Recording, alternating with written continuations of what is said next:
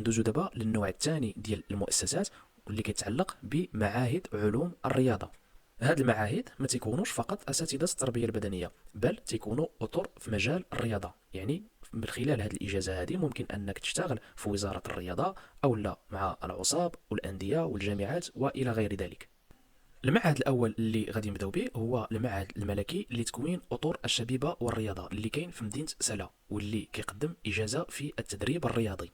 المعهد الثاني هو معهد علوم الرياضه اللي كاين في مدينه سطات، واللي كيتوفر على ثلاثه ديال الاجازات في مجال الرياضه، واللي هي اجازه في التدبير الرياضي، واجازه في التدريب الرياضي، بالاضافه الى اجازه في تكنولوجيا الرياضه. المعهد الثالث وهو معهد علوم الرياضه اللي كاين في مدينه فاس، واللي كيتوفر على هذه الاجازات: الاجازه في التدريب الرياضي، والاجازه في التدبير الرياضي، بالاضافه الى الاجازه في التربيه البدنيه وعلوم الانشطه الرياضيه.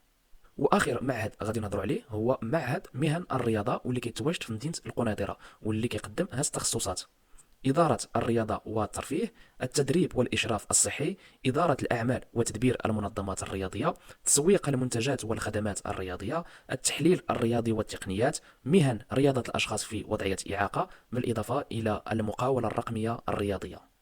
إذا هادو هما جميع المؤسسات اللي كاينين في المغرب واللي متخصصين في مجال التربية البدنية والرياضية.